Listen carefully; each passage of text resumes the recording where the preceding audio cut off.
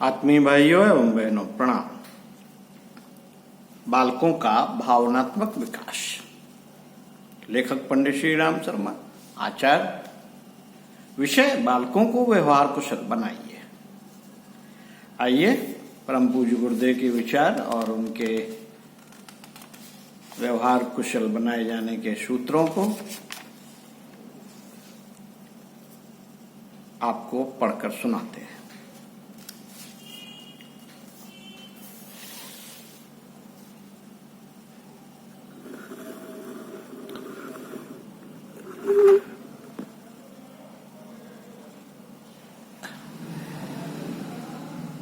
बालकों को व्यवहार कुशल बनाने के लिए उनमें उत्तरदायित्वों की भावना का विकास करना बहुत आवश्यक है।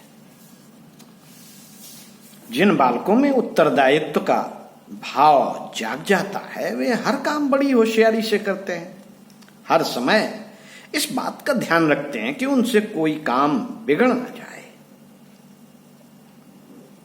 उन पर कोई उंगली न उठा सके अथवा किसी समय वे उपहासास्पद न बन जाए।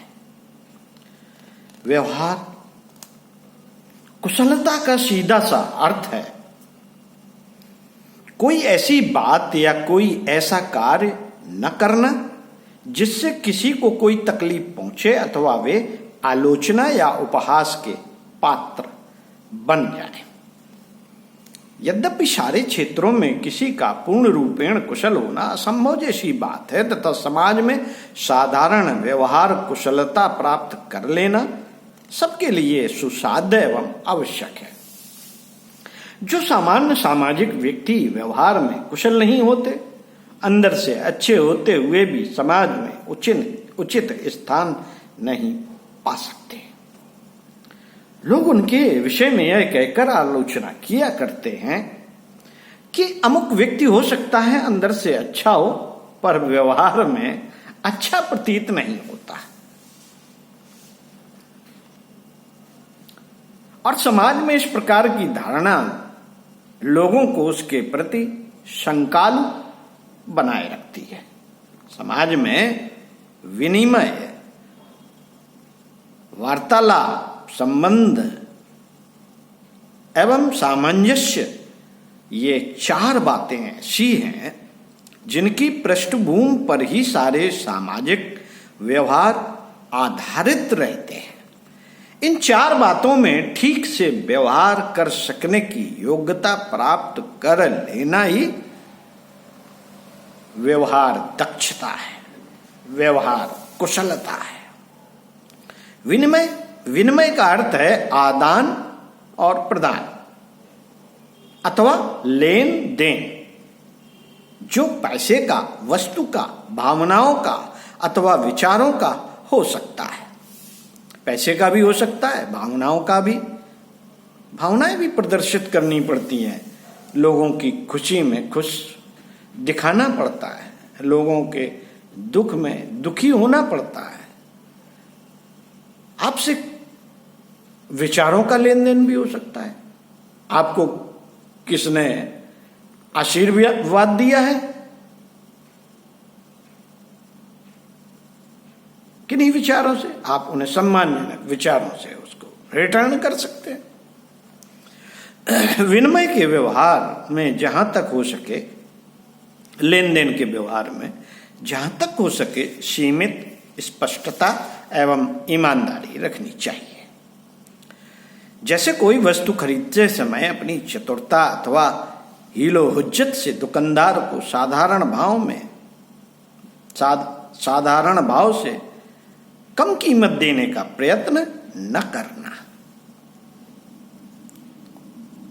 करना चाहिए, क्योंकि इससे दुकानदार अपना नुकसान तो करेगा नहीं और न उसे ग्राहक समझकर ऐसे व्यक्ति के हाथ कोई चीज बेचना भी पसंद नहीं करेगा। यदि एक बार वह ग्राहक बनाने के लिए दब जाएगा तो दूसरी बार दुगने पैसे वसूल कर लेगा और सबसे पहले घटिया चीज भिड़ाने की कोशिश करेगा। बार बार ऐसा करने वाले व्यक्ति की साख ग्राहक के रूप में कम हो जाती है और हजारों रुपयों का सामान खरीदने पर भी वह आदर नहीं मिल पाता जो उसे मिलना चाहिए।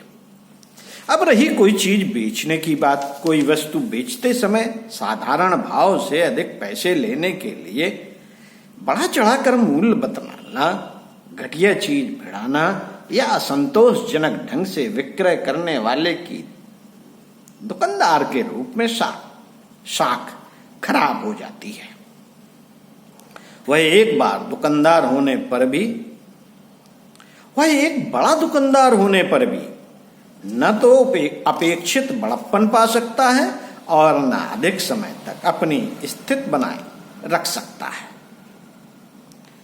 धीरे धीरे ग्राहक संख्या कम करता हुआ छोटा सा ही दुकानदार बना रह जाता है।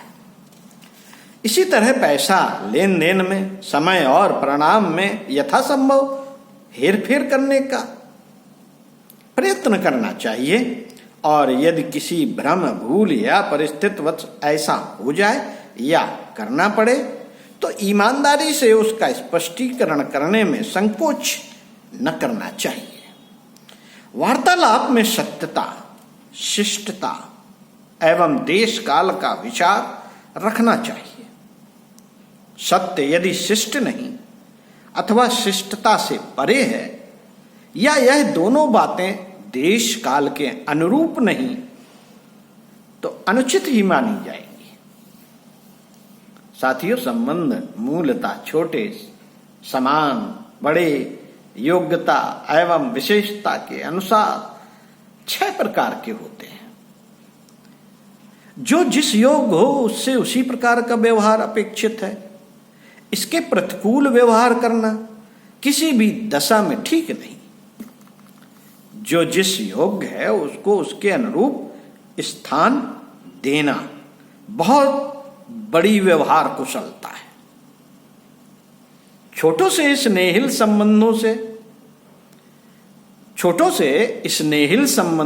संबोधनों से निसंकोच और बड़ों से आदर पूर्वक बर्ताव करना चाहिए। पद में बड़े और आयु में छोटे व्यक्ति भी आदर और अदब के अधिकारी होते हैं। अपने से अधिक योग्यता अथवा किसी क्षेत्र में विशेषता जैसे कला आदि रखने वाले व्यक्ति भी अपने से बड़े अथवा उच्च पद पर न होते हुए भी सम्मान एवं सद्व्यवहार के पात्र होते हैं। उनसे व्यवहार करने में इन बातों का ध्यान रखना न केवल आवश्यक है अपितु अनिवार्य भी है। सामंजस्य का अर्थ है अपने को इस तरह बताना कि हर व्यक्ति, हर परिस्थिति तथा हर स्थान से समुचित समानता दिखला सके। जैसे दूसरों के दुख में दुख, सुख में सुख, परिस्थितियों से अनुकूलता, स्थान से निरपेक्षता का भाव प्रकट कर सके। किसी सुख दुख में उदासीन रहना, प्रतिकूल परिस्थिति में धैर्य न रखना अथवा अयोग्य स्थान पर क्षोभ अथवा घृणा व्यक्त करना ठीक नहीं। अपने अवांछनीय आवेगों पर नियंत्रण रखना व्यवहार कुशलता की एक महत्वपूर्ण शर्त है। इस प्रकार इन व्यवहार संबंधी आवश्यक बातों की शिक्षा देते हुए यदि बालकों का पालन किया जाए तो कोई कारण नहीं कि वे व्यवहार कुशल न बन जाएं। प्रारंभ से ही बालकों में इसकी चेतना का विकास किया जाना चाहिए, जिससे वे स्वतंत्र व्यवहार करने की आयु तक पहुंचते पहुंचते दक्षता प्राप्त कर लेंगे। जिन बालकों में इन बातों का विकास प्रारंभ से नहीं किया जाएगा, वे बालक उस आयु तक दक्षता प्राप्त न कर सकेंगे जिसमें पहुंचकर उनका कोई भी व्यवहार महत्व रखता है और अच्छा या बुरा कहा जा सकता है। बालक कुछ समझदार होने लगे यह कार्यक्रम तभी शुरू कर दिया जाना चाहिए। सबसे पहले उन्हें परिवार के सदस्यों का परिचय कराया जाना चाहिए और उसी के अनुसार उनसे व्यवहार का अभ्यास। यह माता है, वह पिता है, यह बड़ी बहन है, यह बड़े भाई आदि बतलाते हुए भी बतलाना चाहिए कि उनके चरण छूना, उनके प्रति आदर रखना है, उनकी आज्ञा मानना है, यही उनका आपका परम कर्तव्य है। जो अपने से बड़े हैं, शिष्ट और अच्छे बच्चे, उनसे तुम नहीं आप कहकर बात करते हैं, उनसे गुस्सा नहीं करते और न कभी उनका तिरस्कार करते हैं। उनका इसका अभ्यास कराने के लिए जब भी इनमें से किसी को बुलाएं या उसे उनके पास किसी काम से भेजें, तब कभी भी ऐसा निर्देश न दिया जाना चाहिए जिससे उनमें अनादर का भाव पैदा होने की संभावना रहे। जैसे मुनिया को बुला लाओ, बिमलेश को आवाज देना या बिमलेश को देखना, अम्मा क्या करती है, ऐसा नहीं कहना चाहिए। इसके विपरीत कहना इस तरह चाहिए कि अपनी दादी जी को बुला लाइए, अपने दद्दा बड़े भाई साहब या दादाजी को आवाज दीजिए, जरा देखकर आइए कि आपकी माताजी क्या कर रही हैं। कहने का तात्पर्य यह है कि इस प्रकार निर्देश देने से उसमें उस समय अदब की भावना ताजी हो उठेगी और वह उन्हीं शब्दों में उनसे बोलेगा, क्योंकि बालकों के प्रारंभिक शब्द और संबोधन परिवारी जनों एवं गुरुजनों के प्रति ही दिए होते हैं। इस प्रकार हर समय इस बात का ध्यान रखने से कुछ ही समय में गुरुजनों से आदरपूर्वक व्यवहार करना सीख जाएगा। व्यवहार में वार्तालाप का एक प्रमुख स्थान है। जिन बालकों को शुरू में ही शब्द और स्वर के सौंदर्य का अभ्यास करा दिया जाता है, वे आगे चलकर बड़े मधुर तथा उपयुक्त भाषी हो जाते हैं। शब्द का गलत उच्चारण करना, स्वर को अनावश्यक रूप से ऊंचा नीचा करके बोलना अथवा वाक्यों को पूर्ण और ठीक न बोलना संभाषण का आकर्षण समाप्त कर देता है, जिससे दूसरों को उनकी बात न समझ में ठीक से आती है और न वे पसंद ही करते हैं। अस्तु शब्द, स्वर और वाक्य विन्यास ठीक रखने के लिए उसे बहुत पहले से प्रशिक्षण दिया जाना चाहिए। साथियों, संभाषण में नम्रता तथा देश, काल और संबंध का विशेष ध्यान रखना चाहिए, किंतु जिस भाषण में अधिक से अधिक सत्यता का समावेश नहीं, वह नम्र और संयत होने पर भी अच्छा नहीं है। इससे बालक दूसरों की नजर में झूठा, गप्पी और अविश्वस्त हो जाता है और समाज में उसका आदर नहीं होता।